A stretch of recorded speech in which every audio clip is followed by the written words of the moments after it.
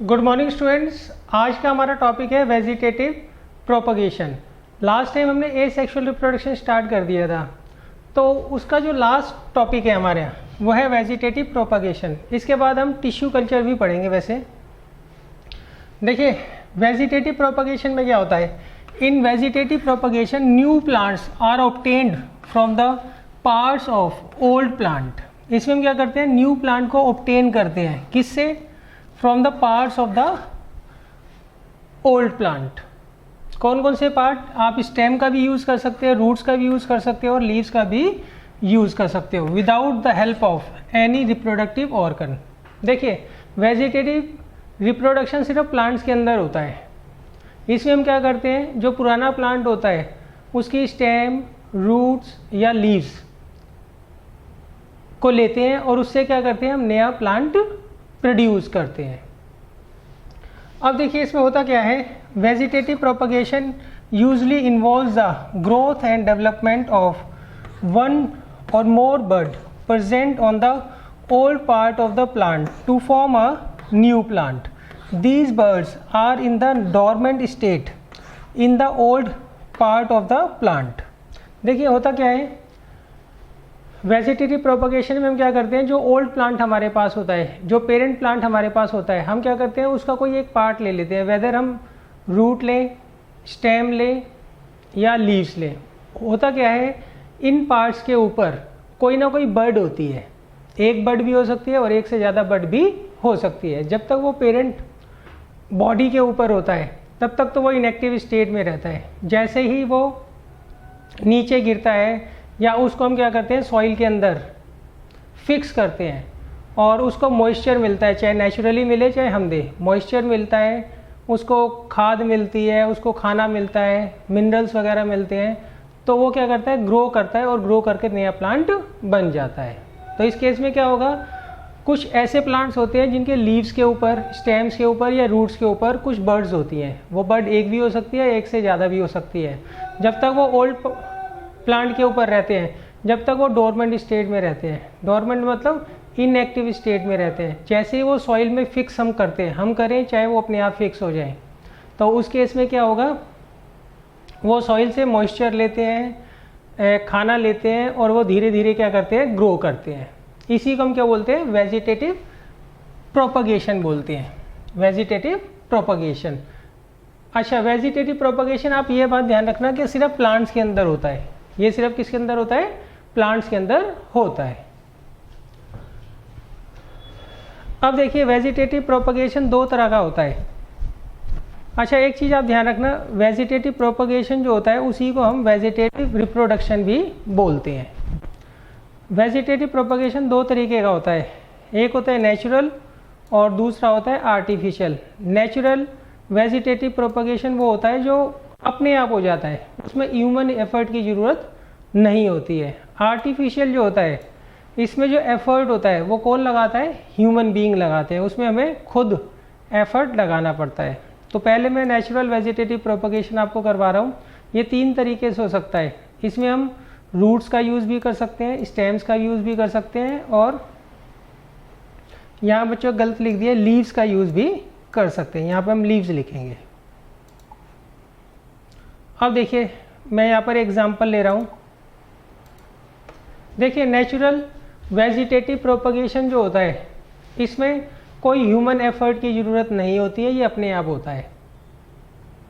और ये हम तीन तरीके से देख सकते हैं कि तीन तरीके से होता है। सबसे पहला, हम इसमें रूट्स का यूज़ कर सकते हैं, दूसरा स्टेम्स का यूज़ कर सकते हैं और तीसरा लीव्स का भी यूज़ कर सकते हैं।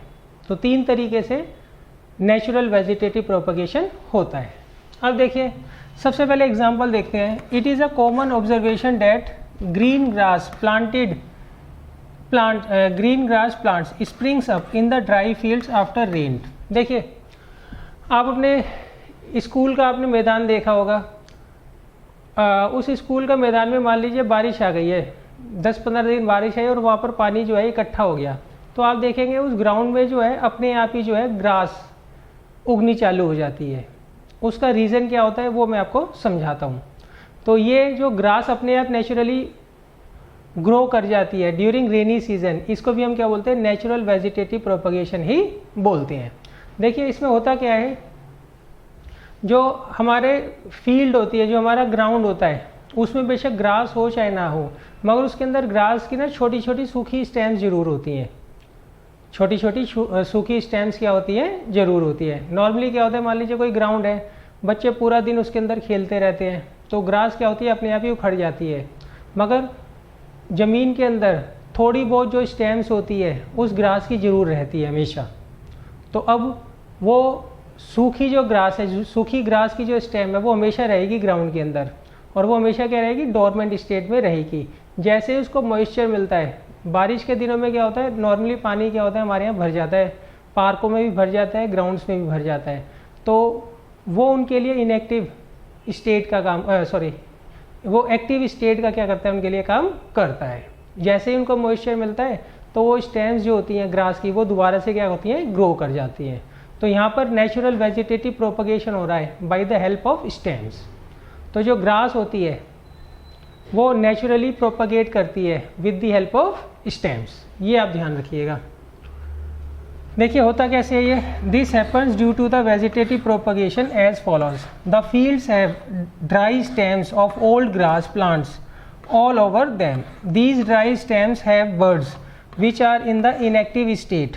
By getting rainwater, the buds present on the dry grass stem gets activated and grow to produce new grass plant. तो इसमें आप ये ध्यान रखिएगा, ग्रास जो होती है वो नेचुरली प्रोपगेट करती है with the help of its stems. Thus the green grass grows in the field after rains from dry old stems of grass plant present in the fields by the method of vegetative propagation. तो इसका मतलब बारिश के दिनों में grounds में या parks में जो घास नेचुरली उग जाती है, वो किसका एग्जाम्पल होगा, वो natural propagation, natural vegetative propagation का एग्जाम्पल होगा। और यहाँ पर किस चीज़ का यूज़ हो रहा है, यहाँ पर स्टेम्स का यूज़ हो रहा है। अच्छा, अब हम चलते हैं ब्रायोफिलम प्लांट का एग्जाम्पल देखते हैं। Buds are present on the stems as well as leaves of the bryophyllum plant which can develop into new plant. So bryophyllum plants can be reproduced by vegetative propagation by using either a piece of its stem or leaves। देखिए जो bryophyllum plant होता है, इसके stems और leaves दोनों पर क्या होता है, बर्ड्स होते हैं, और वो जब तक पेरेंट ब्रायोफिलम प्लांट के ऊपर रहते हैं, वैसे जब तक वो इनएक्टिव स्टेट में रहते हैं, जैसे ही वो टूटकर सॉइल में गिरते हैं तो उनकी जो बर्ड्स होती हैं वो क्या होती हैं, एक्टिवेट हो जाती हैं, और वो क्या करती है, नए प्लांट को क्या करती है, प्रोड्यूस करती है। तो इसका मतलब ब्रायोफिलम प्लांट जो होता है इसमें भी नेचुरल वेजिटेटिव प्रोपगेशन होगा, मगर ये किस चीज़ का यूज़ करता है, आइदर ये यूज़ करता है स्टेम्स का या ये यूज़ करता है लीव्स का। ग्रास में किस चीज़ का यूज़ हो रहा था, सिर्फ स्टेम्स का यूज़ हो रहा था। अच्छा, अब देखिए अगर हम खुद भी कर सकते हैं, ऐसा नहीं है नेचुरली होता है, अगर हम खुद चाहे तो खुद भी हम क्या कर सकते हैं, ब्रायोफिलम प्लांट देखेंगे उसकी किस स्टेम के ऊपर बर्ड है, उस वाले पार्ट को हम क्या करेंगे, काट कर क्या करेंगे, सॉइल में फिक्स कर देंगे। तो आप खुद ही देखेंगे with in a time of 10 to 12 days नया प्लांट जो होगा वो ग्रो करना चालू हो जाएगा। इवन आप लीव्स को भी काट कर क्या कर सकते हैं, सॉइल के अंदर फिक्स कर सकते हैं। तो 7-8 दिन में आप देखेंगे कि प्लांट जो है ग्रो होना चालू हो जाएगा। क्लियर है। अच्छा, मगर हम यहाँ पर वर्ड नेचुरल क्यों यूज़ कर रहे हैं, क्योंकि ये नेचुरली भी हो जाते हैं। ग्रास को आपको काट कर लगाने की ज़रूरत नहीं है, वो अपने आप ही आप क्या करिए, ग्राउंड कोई भी है जहाँ जिस ग्राउंड में आपको दिख रहा है ग्रास कम है, वहाँ पर आप क्या करिए, गर्मियों के दिनों में जब बाद में बारिश आती है वहाँ पर पानी को कलेक्ट होने दीजिए, तो ग्रास अपने आप ही उग जाएगी। आपको मेहनत करने की ज़रूरत नहीं है कि आप ग्रास को तोड़कर वहाँ पर लगाएं। क्लियर है। हाँ, आप खुद भी कर सकते हैं, ह्यूमन एफर्ट से भी हो सकता है, मगर ये नॉर्मली क्या होता है, नेचुरली अकरिंग होता है, अपने आप होता है। इसलिए हम क्या लेते हैं, इसको नेचुरल वेजिटेटिव प्रोपगेशन में इसका एग्जांपल लेते हैं। क्लियर है? आप चाहो तो ब्राइफिलम प्लांट को खुद भी कर सकते हो, इसकी एक लीफ तोड़ो सॉइल के अंदर फिक्स कर दो, तो वो नेचुरल नहीं कहलाएगा। क्लियर है? तो उस केस में वो क्या कहलाएगा? आर्टिफिशियल कहलाएगा। मगर ये अपने आप प्रोपेगेट हो सकते हैं। अगर हम ना भी करें तो उस केस में क्या होगा? ब्राइफिलम प्लांट की लीव्स और स्टेम्स अपने आप ही क्या होती है? टूटकर सॉइल के अंदर गिर जाती है और उनके जिस पार्ट के ऊपर बड होती है वो एक्टिवेट हो जाती है और वो नए क्या करती है? नए प्लांट को प्रोड्यूस कर देती है। इसलिए हम किसी में पढ़ते हैं इसको नेचुरल वेजिटेटिव प्रोपगेशन के अंदर हम इनको पढ़ते हैं। अच्छा देखिए, यहाँ पर अब मैंने आपको समझा रखा है किस तरीके से आप स्टेम्स का यूज़ कर कर ब्राइफिलम प्लांट क्या कर सकते हैं? प्रोड्यूस कर सकते हैं। तो ये आपको खुद पढ़ना है, एग्ज़ाम में आपसे नहीं पूछा जाएगा। एग्ज़ाम में सिर्फ आपसे ये पूछा जाएगा कि ब्राइफिलम का कौन सा पार्ट आप यूज़ कर सकते हैं नेचुरल वेजिटेटिव प्रोपगेशन के लिए। अच्छा अब देखिए, यहाँ पर आपको ब्राइफिलम प्लांट की लीव्स दे रखी हैं। देखिए यहाँ पर एक ब्राइफिलम प्लांट की लीफ आपको दे रखी है, इसके जो एजेस है, मार्जिन है, वहाँ पर देखिए ये बर्ड्स उग रही हैं। अब ये लीफ गलती से भी अगर पेरेंट ब्राइफिलम प्लांट से टूटकर सॉइल के अंदर चली जाती है तो ये क्या करेगी? 10 से 15 दिन के अंदर नया प्लांट क्या करेगी? प्रोड्यूस कर देगी, अगर इसको मॉइस्चर और मिनरल्स वगैरह सॉइल के अंदर से मिल जाते हैं तो। देखिए यहाँ पर भी आपको वही दिखा रखा है कि जो ब्राइफिलम प्लांट है उसकी लीफ आपको दिखा रखी है और इसके मार्जिन्स पर जो है ये बर्ड्स जो है वो उगी हुई हैं। अच्छा एक बात ध्यान रखना, ब्राइफिलम की कोई भी लीफ ना टूट जाए, सही है? लीफ वो टूटकर सॉइल के अंदर गिरनी चाहिए जिसके ऊपर बर्ड हो। क्यों? बर्ड में कैपेबिलिटी होती है कि वो नए प्लांट को प्रोड्यूस कर सकती है। अगर मान लीजिए कोई ऐसी लीफ गिर जाए जिसके ऊपर कोई बर्ड ही ना हो तो उसमें कोई फ़ायदा नहीं है। तो ये आपको ध्यान रखना है। तो देखिए ब्राइफिलम प्लांट जो होता है इसकी जो लीव्स होती हैं और स्टेम्स दोनों को ही हम क्या कर सकते हैं? यूज़ कर सकते हैं। तो ये बच्चों आपको अच्छे तरीके से पढ़ लेना है किस तरीके से हम लीफ का यूज़ कर सकते हैं natural vegetative propagation of bryophyllum plant में। अच्छा इसके बाद एक और एग्जांपल है, another plant called begonia also reproduces by vegetative propagation through its leaves।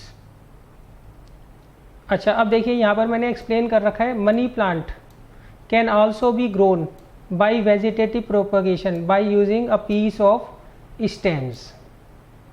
अब जो मनी प्लांट होता है उसकी कोई स्टेम काट कर भी क्या कर सकते हैं? नया मनी प्लांट प्रोड्यूस कर सकते हैं। उसका मैंने पूरा यहाँ पे एक्टिविटी के थ्रू समझा रखा है, ये आप पढ़ लीजिएगा।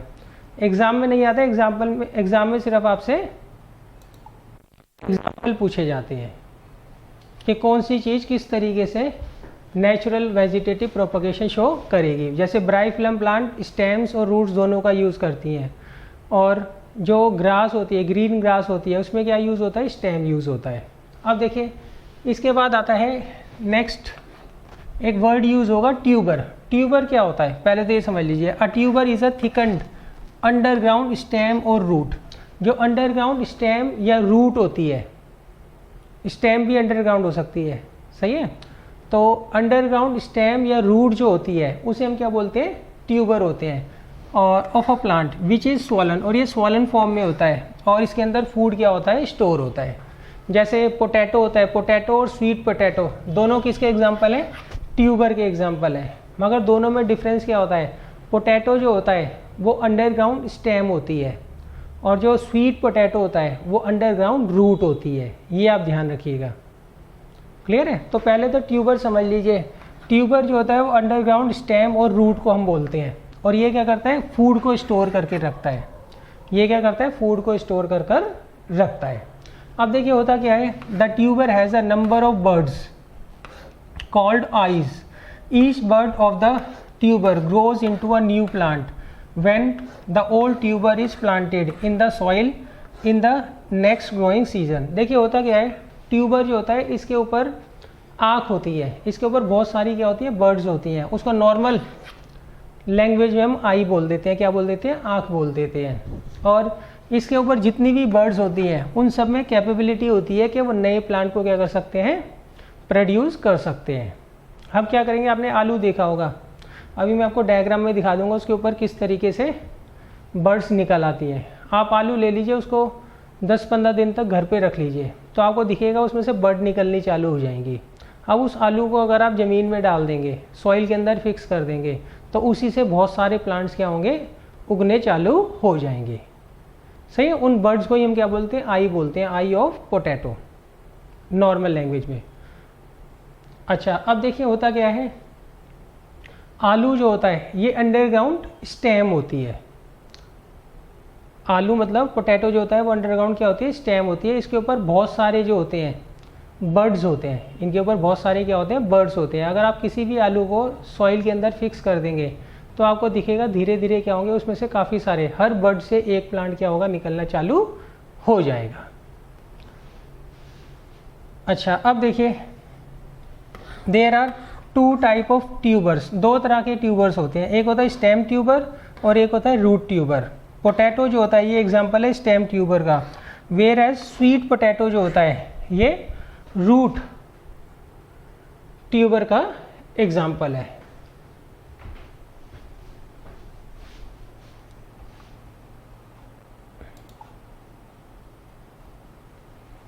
देखिए यहाँ पर मैंने आपको पूरा समझा रखा है आप किस तरीके से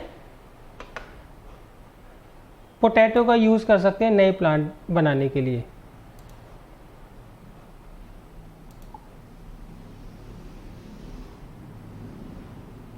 देखिए ये एक पोटैटो का डायग्राम मैंने आपको दिखा रखा है, इसके ऊपर देखिए ये बर्ड निकल रही है, और जब आप इसको सॉइल के अंदर फिक्स करते हैं तो उस केस में क्या होता है, हर बर्ड जो होती है नए प्लांट को क्या करती है, डेवलप कर देती है। और इस तरीके से जो होता है आपको पोटैटो का प्लांट नजर आएगा। क्लियर है? अच्छा, इसमें एक बात ध्यान रखना, पोटैटो जो होता है ये अंडरग्राउंड स्टेम होती है, ये ध्यान रखिएगा आप। अच्छा, अब आप इसको नॉर्मल तरीके से कैसे कर सकते हैं, दूसरे तरीके से कर सकते हैं। इसकी सारी की सारी जो आइज़ है इसको आप निकाल लीजिए, जितनी भी बर्ड्स हैं, और उनको क्या करिए, अलग अलग जगह सॉइल में क्या कर दीजिए, फिक्स कर दीजिए। तब भी क्या होगा, आपको दिखेगा हर बर्ड से जो है एक प्लांट जो है वो ग्रो कर जाएगा।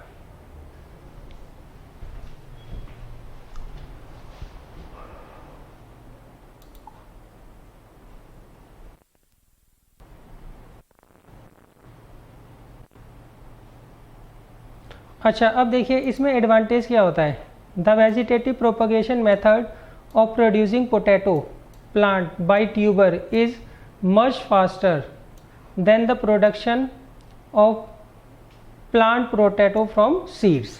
अगर आप पोटैटो को नेचुरली प्रोपगेट करते हैं तो वो जो मेथड होता है वो फास्टर होता है इन कंपैरिजन टू आप पोटैटो को सीड से प्रोड्यूस करें। अच्छा, नेक्स्ट एग्जांपल है, the roots of guava plant have buds which can develop into new guava. जो रूट्स होती हैं किसकी, गुआवा प्लांट की, उनके ऊपर क्या होता है, बर्ड होता है, और वो बर्ड क्या होते हैं, उनमें कैपेबिलिटी होती है कि वो नए गुआवा प्लांट को प्रोड्यूस कर सकें। अच्छा, इसके अलावा देखिए examples, bryophyllum guava, potato, onion, banana, garlic, tulip, mint, strawberry and lily. ये सारे नाम तो आपको याद ही होंगे। ये सारे के सारे हम जो है नेचुरली प्रोपगेट कर सकते हैं। अब हम आते हैं आर्टिफिशियल वेजिटेटिव प्रोपगेशन में। देखिए किसी भी चीज़ को उगाने के किसी भी प्लांट के प्रोडक्शन के 2 तरीके होते हैं। एक तो आप उसको नेचुरली प्रोपगेट करिए, दूसरा आप सीड्स का यूज़ करिए। तो अगर आप नेचुरली प्रोपगेट करते हैं वो मेथड क्या होता है, फास्टर होता है in comparison to production by seeds. ये आप ध्यान रखिएगा। अब देखिए नेक्स्ट है artificial vegetative propagation of plants. Artificial में क्या होगा, इसमें ह्यूमन एफर्ट डालने की ज़रूरत है। अब जैसे मान लीजिए ब्रायोफिलम प्लांट है, उसकी लीव्स जो होती हैं वो अपने आप ही क्या होती है, टूट कर गिर जाती हैं सॉइल के ऊपर, और अगर मान लीजिए उस लीफ के ऊपर बर्ड्स होंगी तो वो नए ब्रायोफिलम प्लांट को क्या करेंगी, प्रोड्यूस कर देंगी। क्लियर है? तो इसमें ह्यूमन एफर्ट की तो जरूरत नहीं है। अब अगर मान लीजिए आप ब्रायोफिलम प्लांट को की लीफ को काटते हो, काट के सॉइल के अंदर फिक्स करते हो, तो वो क्या कहलाएगा, आर्टिफिशियल। क्यों? उसमें ह्यूमन एफर्ट लग रहा है। अब मान लीजिए बारिश हुई, ग्राउंड के अंदर पानी इकट्ठा हो गया, तो आपको दिखेगा धीरे धीरे उसके अंदर ग्रास जो है उगनी चालू हो गई है, तो इसमें ह्यूमन एफर्ट तो कुछ लगा नहीं, तो ये कहलाएगा नेचुरल वेजिटेटिव प्रोपगेशन। अब अगर मान लीजिए आप ग्रास काट कर प्लांट कर रहे हैं सॉइल के अंदर, उसके बाद ग्रास उग रही है, तो वो क्या कहलाएगा, आर्टिफिशियल कहलाएगा। आर्टिफिशियल में ह्यूमन एफर्ट की ज़रूरत होती है, नेचुरल में ऐसा नहीं होता है, नेचुरल में वो अपने आप ही हो जाता है। अब देखिए, the process of growing many plants from one plant by man made method is called artificial propagation of plants. सही है? इसमें क्या होगा, इसमें भी हम प्रोपगेशन करते हैं ऑफ प्लांट्स, मगर इसमें क्या होता है, मैन मेड मेथड होते हैं, इसमें ह्यूमन एफर्ट की हमें ज़रूरत पड़ती है। A number of methods of artificial propagation of plants are used in agriculture। बहुत सारे ऐसे मेथड्स हैं जो कि हम एग्रीकल्चर के अंदर यूज़ करते हैं, जहाँ पर हम आर्टिफिशियल वेजिटेटिव प्रोपगेशन का यूज़ करते हैं। अब देखिए, अब वो कॉमन मेथड्स कौन कौन से हैं उनको हम पढ़ लेते हैं। सबसे पहला मेथड है कटिंग, दूसरा है लेयरिंग और थर्ड है ग्राफ्टिंग। सबसे पहला है कटिंग, दूसरा है लेयरिंग और तीसरा है ग्राफ्टिंग।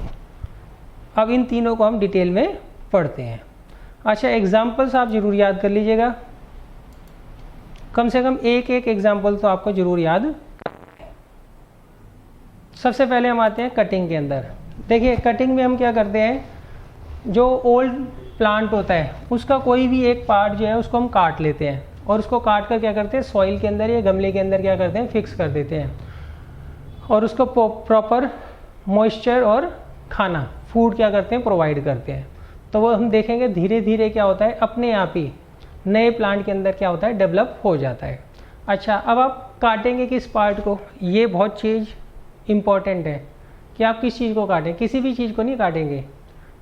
क्लियर है? मान लीजिए आप ब्रायोफिलम प्लांट की लीफ को काट रहे हैं, सही है, तो उस लीफ के ऊपर बड जरूर होना चाहिए।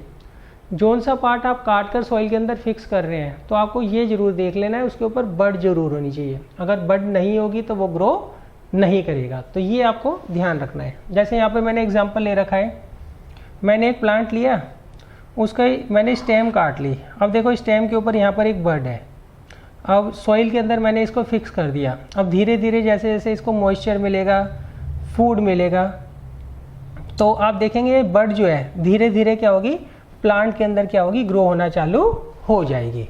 तो आप जिस भी पार्ट को, चाहे आप स्टेम को काटें, चाहे लीफ को काटें, चाहे आप रूट्स को काटें, तो उसके ऊपर आपको ये जरूर देख लेना है कोई ना कोई बड उसके अंदर होनी चाहिए। अगर उसके अंदर बड नहीं है तो कटिंग का कोई भी फ़ायदा नहीं है।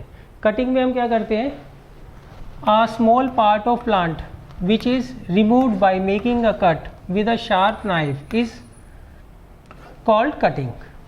सही है? अच्छा, इसमें हम कौन सा पार्ट कट करेंगे, जिसके ऊपर कोई ना कोई बर्ड हो, तो ये कटिंग की डेफिनेशन है, ये लर्न जरूर कर लीजिएगा।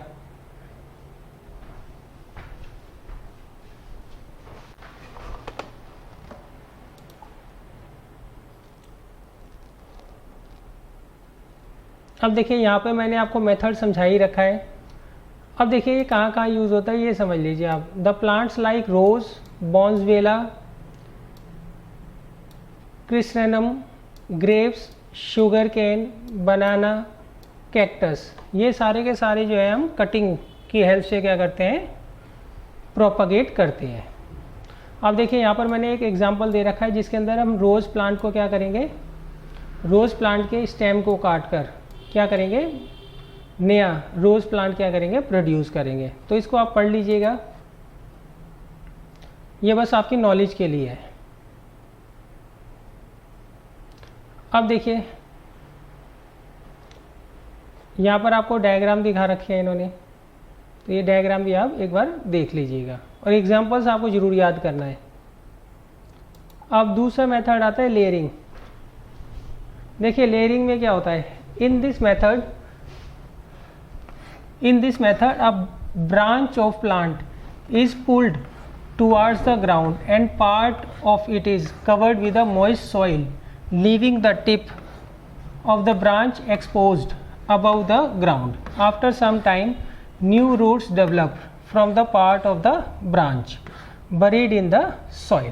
देखिए इसमें हम क्या करते हैं, मान लीजिए आपको कोई प्लांट दे रखा है, तो इसमें कंडीशन ये होती है उसकी जो ब्रांच होती है वो फ्लेक्सिबल होनी चाहिए। सही है, हम क्या करते हैं उसकी कोई ब्रांच लेते हैं, उसको मोड़कर सॉइल के अंदर क्या करते हैं, दबा देते हैं। सॉइल के अंदर क्या करते हैं, दबा देते हैं। अच्छा एक बात ध्यान रखेंगे, जो ब्रांच की टिप होगी वो हमेशा हवा में रहेगी और फिर धीरे धीरे उसको हम क्या करेंगे, मॉइस्चर और फूड क्या करेंगे, प्रोवाइड करेंगे। तो आपको दिखेगा जो सा पार्ट हमने ब्रांच का नीचे की तरफ दबाया है और जिसका टिप हवा में है वो धीरे धीरे ग्रो करेगा और जैसे ही वो फुल्ली डेवलप प्लांट बनेगा तो हम क्या करेंगे, उनके बीच का जो कनेक्शन है वो काट देंगे। देखो ये ज़्यादा आपको समझ जब आएगी जब मैं आपको डायग्राम दिखाऊंगा। ये ज़्यादातर हम क्या यूज़ करते हैं, चमेली प्लांट में, जैस्मिन प्लांट में हम क्या करते हैं, यूज़ करते हैं। देखिए यहाँ पर इन्होंने एक आपको चमेली प्लांट का डायग्राम शो कर रखा है। इसमें हमने क्या किया है, इसकी एक ये वाली ब्रांच ली, इसको हमने क्या किया, ज़मीन के अंदर दबा दिया, मगर इसका जो टॉप है वो हवा में रहना चाहिए। और यहाँ से भी हमने एक ब्रांच को क्या किया, पुल किया टुवार्ड्स ग्राउंड और उसको ग्राउंड के अंदर दबा दिया, मगर उसका जो टॉप होगा वो हवा में रहेगा। अब हम क्या करेंगे, इसको धीरे धीरे फूड और मॉइस्चर देंगे, तो उससे होगा क्या, ये जो दोनों ब्रांच है ये क्या होंगी, धीरे धीरे डेवलप होंगी और नए प्लांट के अंदर कन्वर्ट हो जाएंगी। जैसे ये फुली डेवलप्ड प्लांट बन जाएगा तो हम क्या करेंगे, इनके बीच का कनेक्शन काट देंगे। ये हम ज़्यादातर कहाँ यूज़ करते हैं, जैस्मिन मतलब चमेली प्लांट के अंदर यूज़ करते हैं। अच्छा इसमें एक ड्रॉबैक है, ये आप वहीं यूज़ कर सकते हैं जिस प्लांट की ब्रांचेस सॉफ्ट हो, फ्लेक्सिबल हो, सॉफ्ट ना हो, फ्लेक्सिबल हो। अब ज़्यादातर क्या होता है, ब्रांचेस जो होती हैं वो काफ़ी हार्ड होती हैं तो उनको पुल करना बहुत मुश्किल होता है, पुल करोगे तो टूट जाएंगी। तो इसमें हम कहाँ यूज़ कर सकते हैं, जिसकी ब्रांचेस बहुत ही ज़्यादा फ्लेक्सिबल हो।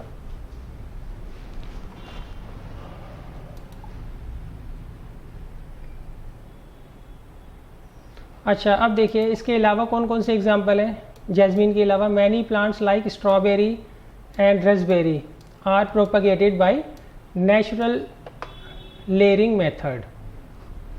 देखिए होता क्या है, वैसे तो ये नेचुरल वेजिटेटिव प्रोपगेशन के अंदर ही आता है। क्यों, जितने भी ये प्लांट्स होते हैं, plants like jasmine, strawberry, raspberry, lemon, guava, hibiscus, bougainvillea, सही है, इनकी जो स्टेम्स होती हैं ये काफ़ी ज़्यादा क्या होती है, फ्लेक्सिबल होती हैं।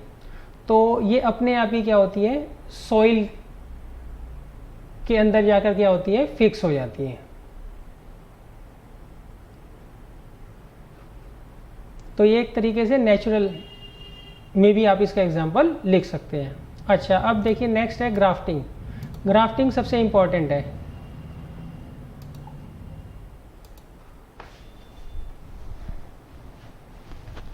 देखिए जो इतने भी प्लांट हमने अभी पढ़े हैं, लेयरिंग के एग्जांपल्स जो पढ़े हैं, ये ज़्यादातर क्या होता है, नेचुरली लेयरिंग कर लेते हैं। क्यों, उसका रीज़न क्या होता है, इनकी जो ब्रांचेस होती हैं ना इनमें ज़्यादा जान नहीं होती है, तो ये ऊपर की तरफ ग्रो ना कर ज़्यादा ग्रो ना कर ये क्या होती है, नीचे की तरफ बेंड हो जाती है। जब ये नीचे की तरफ बेंड होंगी तो ग्राउंड से टच होंगी।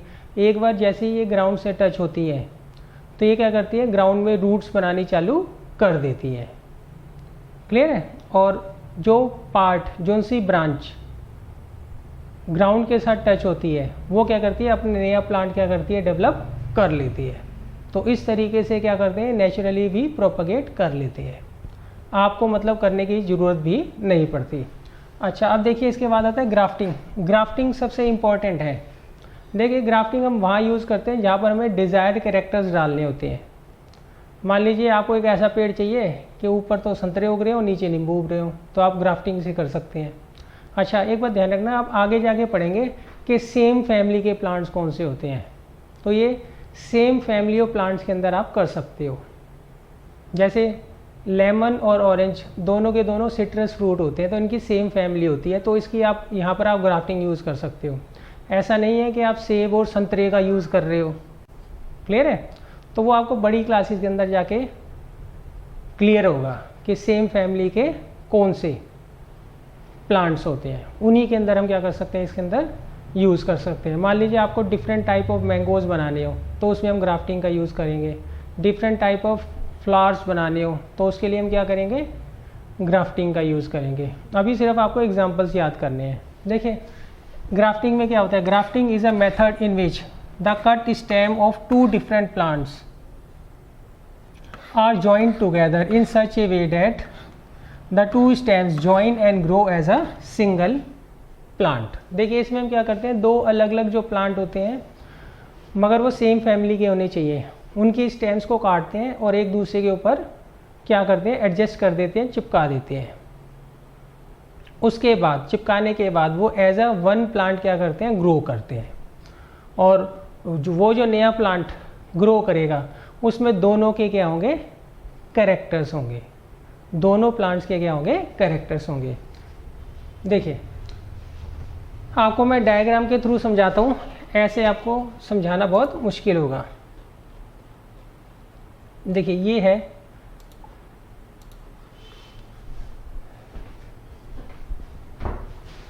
देखिए मान लीजिए आपको दो प्लांट दे रखे हैं, एक मान लीजिए दे रखा है आपको नींबू का और दूसरा दे रखा है ऑरेंज का।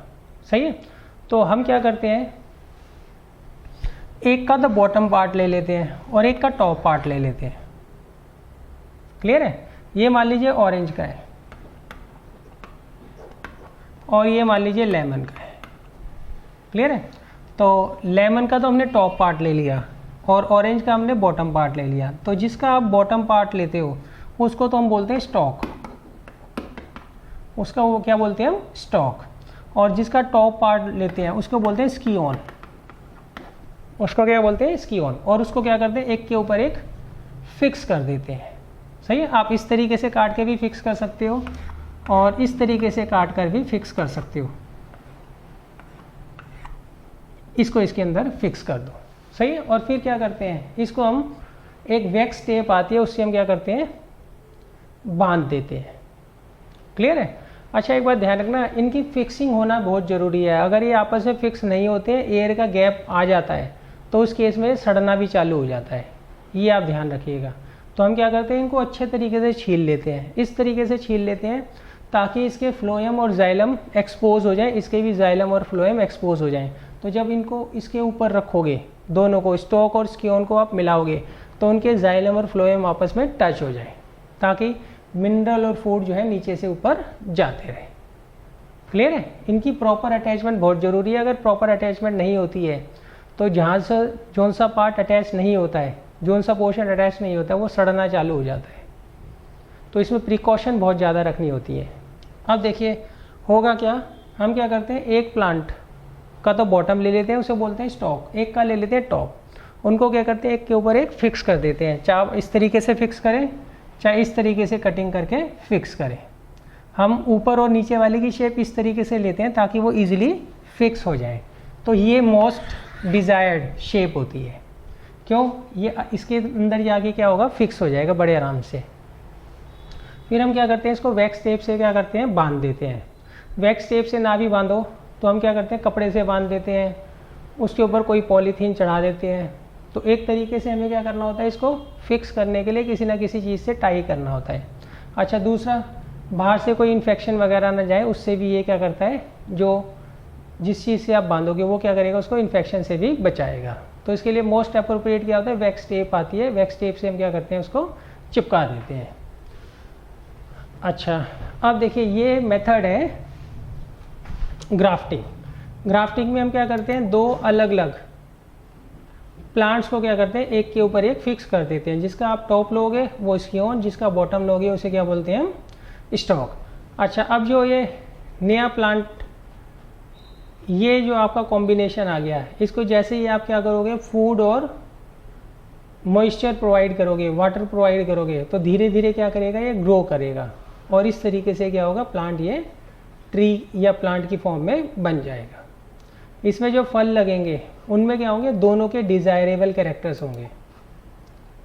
अगर आपको डिफरेंट टाइप्स के फ्लावर्स बनाने हैं, अलग वैरायटी के मैंगोज़ प्रोड्यूस करने हैं, एप्पल्स प्रोड्यूस करने हैं, तो उन सब के लिए हम क्या करते हैं, ग्राफ्टिंग का यूज़ करते हैं। अब देखिए ये यूज़ कहाँ कहाँ पर होता है। एप्पल में इसका यूज़ करते हैं, पीच में यूज़ करते हैं, एप्रीकॉट में यूज़ करते हैं, पीयर में हम क्या करते हैं, यूज़ करते हैं। इनकी अलग अलग वेराइटीज़ बनाने में हम क्या करते हैं, इनका यूज़ करते हैं।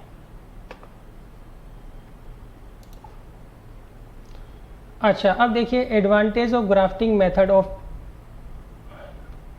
अब ग्राफ्टिंग के एडवांटेजेस क्या क्या होते हैं। सबसे पहला होता है grafting enable us to combine the most desirable characteristics of two plants.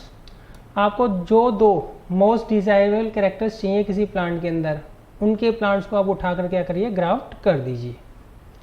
Bye grafting method a young scion can be made to flower and produce fruit quite fast when it is grafted to stock of a mature plant. आप क्या करिए, एक जो स्कियोन है, जो top part है, उसमें तो यंग प्लांट ले लीजिए, और जो स्टॉक है वो ले लीजिए कोई मैच्योर प्लांट। तो इस केस में क्या होगा, इस तरह का अगर आप कम्बिनेशन लेते हो तो इसमें जो फ्लावर और फ्रूट्स प्रोड्यूस होंगे उनका रेट जो होगा नॉर्मल से बहुत ज़्यादा होगा। अच्छा, थर्ड देखिए, it enable us to obtain flowers and fruits having different desired characteristics। इसमें हम क्या कर सकते हैं, अलग अलग तरह के फ्लावर्स और फ्रूट्स बना सकते हैं of desirable characters. Next, grafting can be used to produce varieties of seedless fruits. इससे आप वेराइटी ऑफ सीडलेस फ्रूट्स भी प्रोड्यूस कर सकते हैं।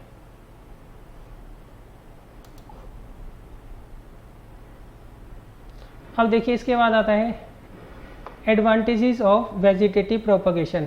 वेजिटेटिव प्रोपगेशन के कौन कौन से एडवांटेजेस होते हैं, अब हम ये देख लेते हैं। देखिए सबसे पहला है new plants produced by artificial vegetative propagation will be exactly like the parent plant. ये क्या होंगे, बिल्कुल एग्जैक्टली पेरेंट प्लांट की तरह ही होंगे। Any desirable feature of the parent plant will be replicated in the new plant. देखिए इस case में क्या होगा, जो पेरेंट प्लांट के कैरेक्टरिस्टिक्स होंगे वही क्या होंगे, नए प्लांट के भी कैरेक्टरिस्टिक्स होंगे। The fruit trees grown from the seeds may take many years before they start to bear fruit, but the fruit trees grown from cutting or by grafting starts bear fruits much earlier, only after a few growing season। देखिए इसमें जो होता है artificial vegetative propagation से आप जो plant produce करेंगे वहाँ पर जो होता है production of flowers and fruits जो होता है वो ज़्यादा होता है in comparison to using seeds.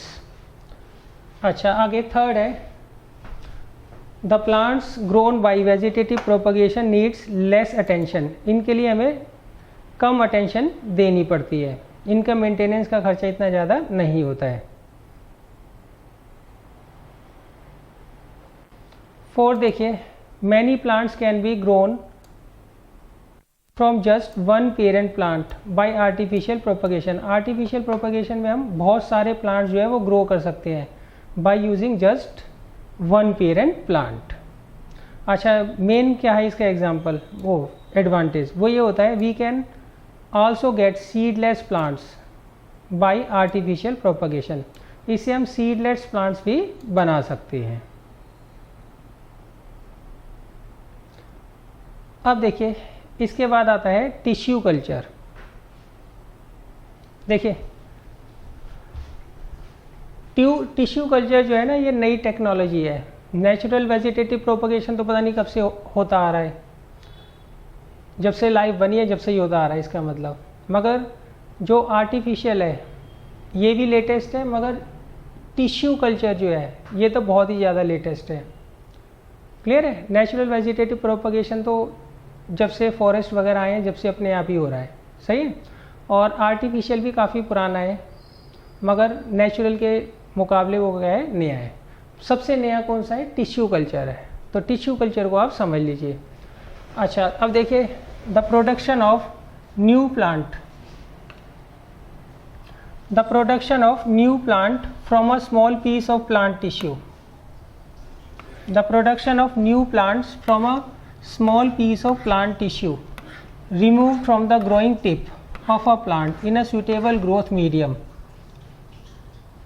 is called tissue culture। देखिए टिश्यू कल्चर में हम क्या करते हैं, जो प्लांट हमारे पास है उसका कोई ना कोई हम क्या करते हैं टिश्यू ले लेते हैं और उससे ही हम क्या करते हैं नए प्लांट को क्या करते हैं प्रोड्यूस करते हैं, नए प्लांट्स को प्रोड्यूस करते हैं। तो एक बार डेफिनेशन दोबारा देख लीजिए, the production of new plants from a small piece of plant tissue. सही है, वो small piece of plant tissue आएगा कहाँ से? Remove from the growing tip of a plant in a suitable growth medium. देखिए होगा क्या, इसमें हम जिस प्लांट को हमें ग्रो करना होता है हम क्या करते हैं, उसकी जो ग्रोइंग पार्ट होता है, उसका जो ग्रोइंग पार्ट होता है उसमें से हम क्या करते हैं कोई टिश्यू ले लेते हैं और उस टिश्यू को हम क्या करते हैं सुटेबल मीडियम में रखते हैं। सुटेबल मीडियम कौन सा होता है? जो कि उसकी ग्रोथ को प्रमोट करे, ऐसे मीडियम के अंदर हम क्या करते हैं रखते हैं और नए प्लांट को प्रोड्यूस करते हैं। इस मेथड को हम क्या बोलते हैं? टिश्यू कल्चर बोलते हैं।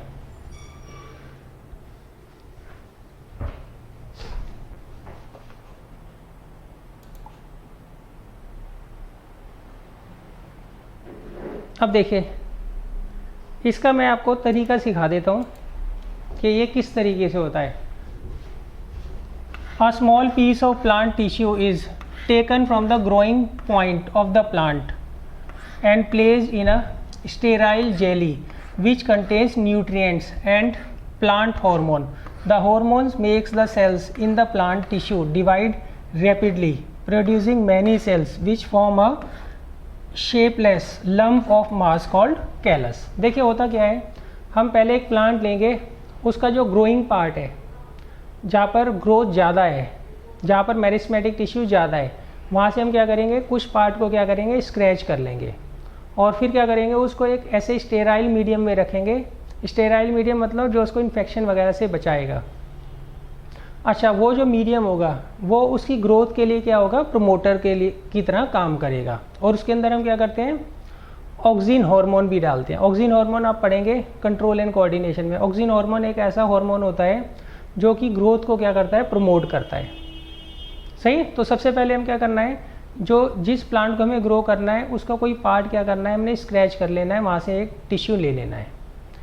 अच्छा, उसको हम क्या करेंगे एक ऐसे एक पेट्री डिश होती है, पेट्री डिश के अंदर रखते हैं और पेट्री डिश के अंदर जो मीडियम होता है वो ऐसा मीडियम होता है जो कि उस पर्टिकुलर प्लांट के ग्रोथ के लिए ज़रूरी होता है और उसके अंदर हम ऑक्सिन हार्मोन भी डाल देते हैं। क्यों? ऑक्सिन हार्मोन क्या करता है ग्रोथ को प्रमोट करता है। अच्छा, अब होगा क्या, उसके अंदर जो ग्रोथ हार्मोन होगा वो उसकी जो टिश्यू की सेल्स होती है उनको रैपिडली क्या करेगा डिवाइड करेगा और जैसे जैसे नंबर ऑफ सेल्स बढ़ती जाएंगी तो एक लंप बन जाएगा किसका सेल्स का, उसे हम क्या बोलते हैं कैलस। कैलस मतलब होता है ग्रुप ऑफ सेल्स। अच्छा, आगे the callus is then transfer to another jelly containing suitable plant hormone which stimulates the callus to develop root. अब हम क्या करेंगे, वो जो कैलस डेवलप हो गया है उसको दूसरे मीडियम के अंदर हम क्या करते हैं ट्रांसफ़र कर देते हैं। सही है, वहाँ पर हम क्या करेंगे एक ऐसा हार्मोन उसके अंदर डालेंगे जो कि उसके रूट्स को डेवलप करेगा। क्लियर है?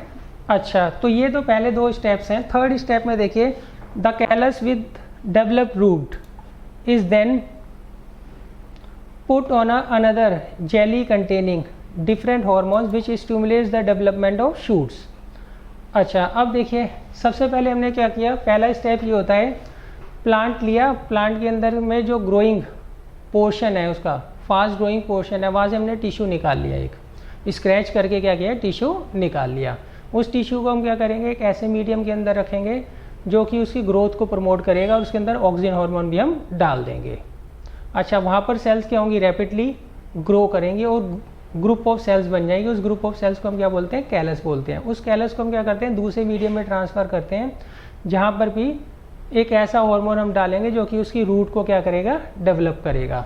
अब देखिए थर्ड स्टेप में हम क्या करेंगे, वो जो कैलस होता है जिसमें रूट डेवलप हो गई है उसको दूसरे jelly containing different hormones which stimulates the development of shoot, फिर हम उसको ऐसे एक मीडियम के अंदर डालेंगे जो कि उसकी शूट को डेवलप करे। उसमें हम ऐसे हार्मोन डालते हैं जो कि उसकी शूट को डेवलप करते हैं।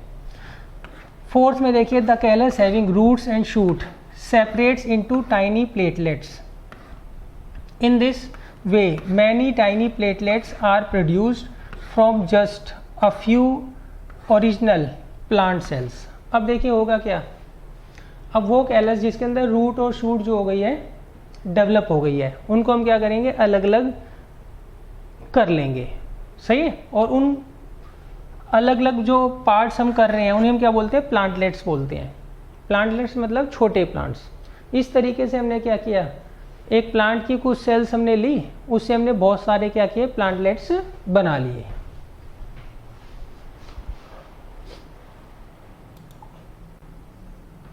The plant cells thus produced are transferred into the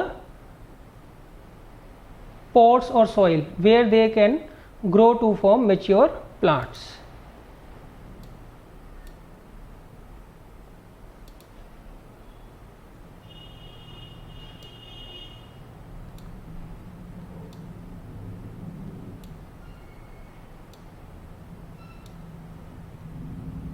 देखिए ये आपको यहाँ पे इन्होंने डायग्राम के थ्रू शो कर रखा है।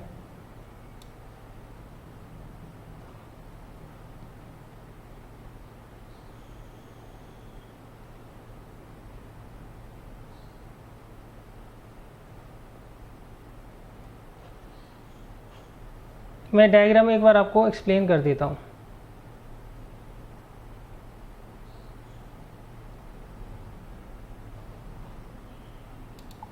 देखिए सबसे पहले हम क्या करते हैं, इस पार्ट में हम क्या कर रहे हैं, एक प्लांट ले लिया, उसका एक पर्टिकुलर पार्ट को हम क्या करते हैं, स्क्रैच करते हैं और उसमें से टिश्यू का क्या करते हैं, निकाल लेते हैं। फिर हम क्या करते हैं, इस टिश्यू यहाँ से जो टिश्यू निकाला हुआ है उसको हम क्या करते हैं, एक पेट्री डिश में डालते हैं। उस पेट्री डिश में हम उसको ऐसा मीडियम देते हैं ताकि वो बहुत ज़्यादा तेज़ी से क्या करे, ग्रो करे। और उसके अंदर ऑक्सीजन हार्मोन भी हम डाल देते हैं, वो क्या करता है, ग्रोथ के लिए रिस्पॉन्सिबल होता है। अच्छा यहाँ पर क्या होता है, उसकी सेल्स जो होती हैं बहुत तेज़ी से क्या करती हैं, ग्रो करती हैं और डिवाइड होती हैं और ग्रुप ऑफ सेल्स बना देती हैं, उन्हें हम क्या बोलते हैं, कैलस। अच्छा अब नेक्स्ट देखिए, उस कैलस को हम क्या करते हैं, फिर एक ऐसे मीडियम में ट्रांसफ़र करते हैं जो कि उसकी रूट्स को क्या करे, तेज़ी से डेवलप करे। उसके बाद उसको हम एक ऐसे मीडियम के अंदर डालते हैं जो कि उसकी शूट्स को, स्टेम्स को क्या करे, तेज़ी से डेवलप करे। अच्छा एक बार जब रूट्स और शूट्स दोनों की क्या होंगी, डेवलप हो गई, तो आपको इस तरीके से नज़र आएगा कि बहुत सारे जो होते हैं प्लांटलेट्स जो होते हैं वो बन जाते हैं। बहुत सारे प्लांटलेट्स मतलब बहुत सारे छोटे छोटे प्लांट्स क्या करेंगे, उसके अंदर बन जाएंगे। इन प्लांटलेट्स को हम क्या करते हैं, फिर अलग अलग जगह सॉइल के अंदर क्या करते हैं, फिक्स कर देते हैं और उनसे फिर क्या होते हैं, नए प्लांट प्रोड्यूस हो जाते हैं। ये टेक्निक कहलाती है टिश्यू कल्चर। ये काफ़ी महंगी पड़ती है और इसमें हेडेक भी बहुत ज़्यादा होती है, तो इसको हम ज़्यादा प्रेफर नहीं करते हैं।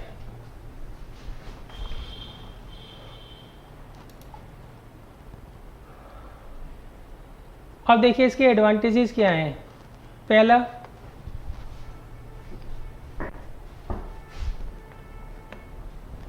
Tissue culture is very fast technique. ये बहुत ही फास्ट टेक्निक है। 1000 of plantlets can be produced in a few week time. इसमें हम बहुत सारे प्लांट्स जो हैं कुछ वीक के अंदर क्या कर सकते हैं, तैयार कर सकते हैं। The new plants produce by tissue culture are disease free. इनमें कोई भी डिजीज़ नहीं होती है। The tissue culture can grow plants round the year. इसमें हम क्या कर सकते हैं, पूरे साल प्लांट्स क्या कर सकते हैं, उगा सकते हैं। इसमें कोई सीज़न का चक्कर नहीं होता है और इसमें बहुत कम स्पेस चाहिए होती है। इसमें बहुत कम स्पेस चाहिए होती है। तो देखिए ये इसके एडवांटेजेस हैं। बस इसमें डिसएडवांटेज यही है कि ये काफ़ी हेक्टिक प्रोसीजर होता है। सही, इसमें हमें बहुत ज़्यादा ध्यान रखना पड़ता है, इसलिए नॉर्मल लोग इसको प्रेफर नहीं करते हैं।